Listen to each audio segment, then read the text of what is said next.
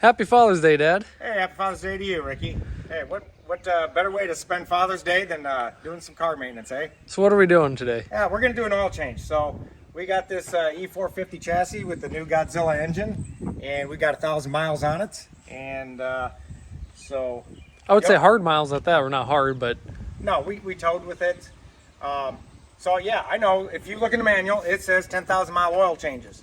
But if you keep looking in the manual, it says when you're towing, that's 5,000 miles. And I think just driving a motorhome is equivalent to towing, because this is a van chassis that may do some very light duty work versus towing a motorhome around. So I don't think a 10,000 mile schedule is good for a motorhome. Also, every car I've ever owned, and I never have trouble with oil related issues on vehicles we get from new, I like to do an early break-in. So we've gone actually a little longer than I wanted to. So we're going to give a break-in oil change at 1,000 miles. I might have gone a little bit sooner, but then we'll change it at the 5,000 mark and stay on the 5,000 every time after that. So yeah, we're going to show you how easy it is to change the oil on this thing, and a few things underneath, and let's get to it. So what kind of oil are we using? Okay, good question. So I'm using the Parts Store brand full synthetic. But the key is, according to the owner's manual, you have to have the SN rating. So this meets all the ratings per the owner's manual. And I like the Wix filters, and this is the XP designed for full synthetic. So this is my go-to filter is Wix. There are a few other good brands out there, but I stay away from the cheaper ones. You cut these things open and pretty obviously why. So this thing takes 8 quarts, so we'll have to measure it out a little bit. And first thing we gotta do, we gotta get this thing warmed up. We'll take it for a little ride, warm it up, and drop the oil. Sounds good. All right. Yeah, so just real quickly, just under 1,100 miles on it. And yeah, we've got 8.9 miles a gallon average on that last tow. So we're doing pretty good with this thing. And let's get the oil changed. So I have to say, this is actually pretty well designed. The oil fill is right here, so very accessible. Yeah, it's a long hose getting way back to the engine. But check this out. Transmission dipstick. I don't know when the last time I've seen a transmission dipstick on a late model vehicle, but that's really nice. Batteries up front, easy to get at. Air filter looks easy to get at. Sure, plugs and wires will be a bear, but that's a problem for another day. So yeah, it should be easy to get the oil in this thing. And let's see how easy it is to get the oil out of it. Okay, so we don't need to put this up on ramps or anything. It's a 13 millimeter. It's on the back of the pan, and the filter's right here. Just amazingly easy to get at. So see if this will break loose, and piece of cake. Let this oil out. Again, this holds 8 quarts. There's plenty hot. Get something. But yeah, this is easy enough to do. There's no reason not to do it. So if you want to know another reason we're after this, if you look at our 2013 Ford Taurus SHO video series, you'll see all the complexity of the timing gear sets and everything that absolutely depend on clean oil. This has variable valve timing. Yeah, that looks really good coming out.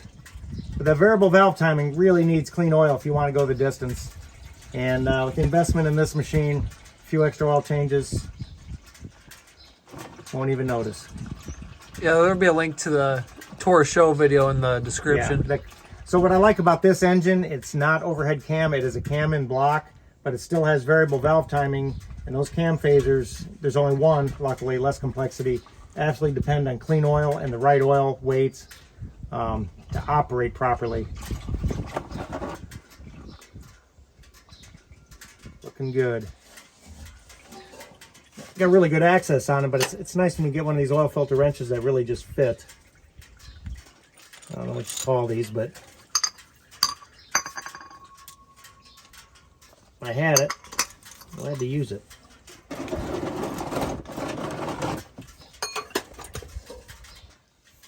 Yeah, not overly tight. Ford oil filter. This is a Windsor built engine. That was interesting.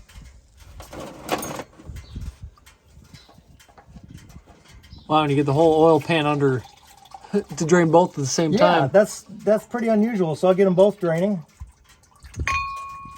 going to do another video of the under tour of this machine. There's a few other interesting things that I really like the way they did, and we'll put that in another video.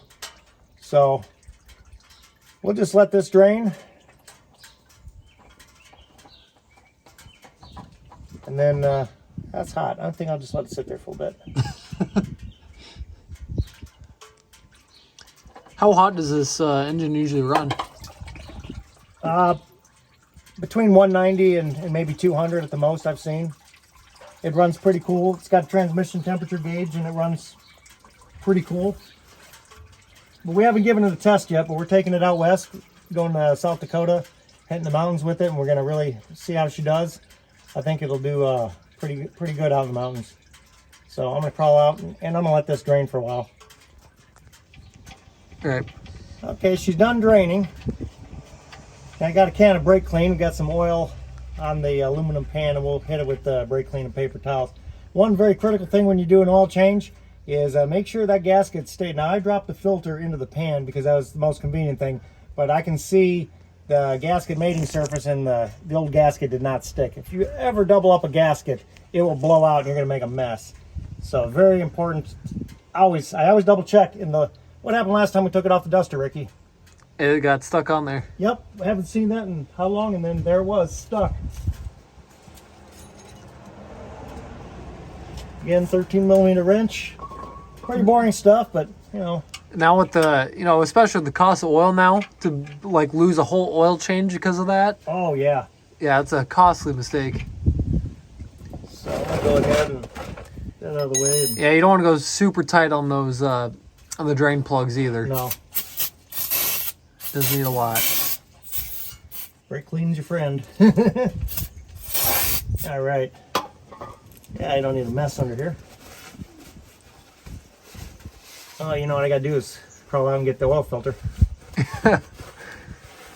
Yeah, I ain't getting this on the lift. That lift holds 6,000 pounds, and this thing gross weight is 14.5, and it probably weighs, well, let's see, I know what it weighs. It's got 2,000 pounds capacity, so it weighs 12.5. Pretty much empty. All right, let's get that oil filter full. All right.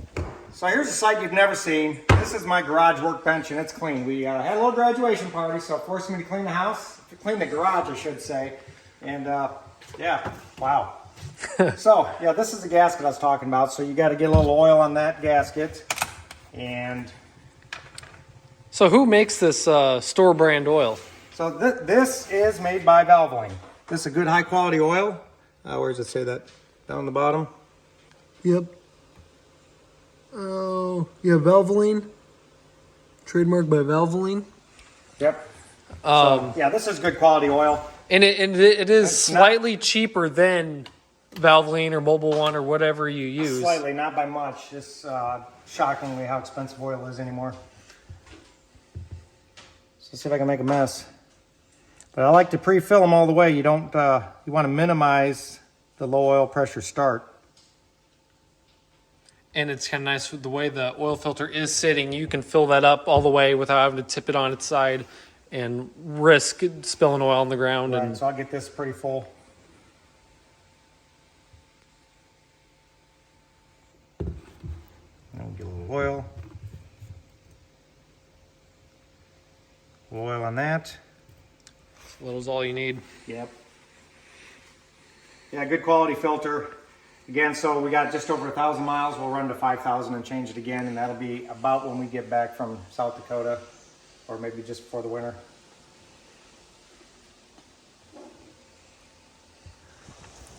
Pretty easy spot Yeah, there. I mean, I'm laying just under the running board, and I don't have any problem reaching or fitting in here. Pretty safe because it's not lifted. Yeah, just good hand tight. That's all we need. That's good right there. The tools out, and let's get this thing filled up.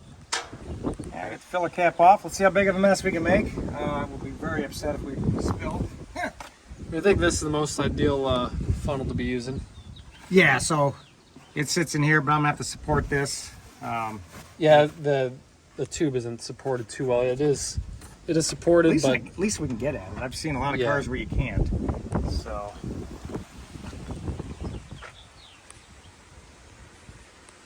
Yeah, it'll be fine if I don't put any weight on it. So yeah, going racing this weekend, huh?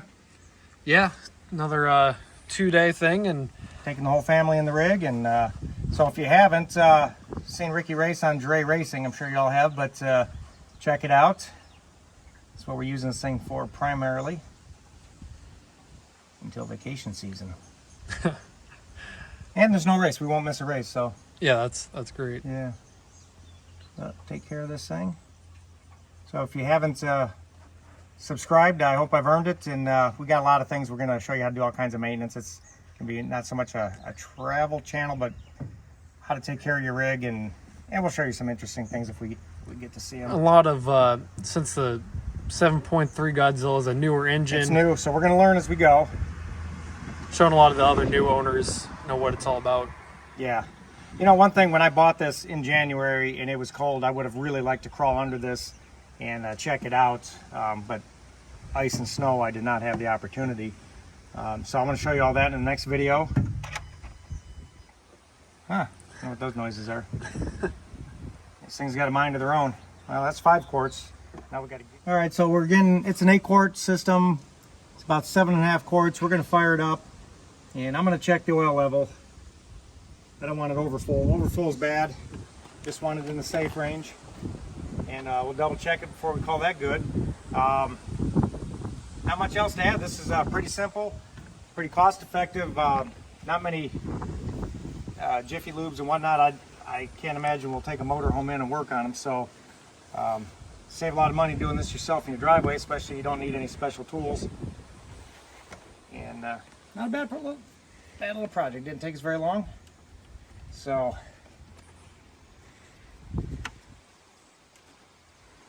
yeah, hit the like, subscribe, and we'll see you in the next one. All right, one more thing. We got to check for leaks.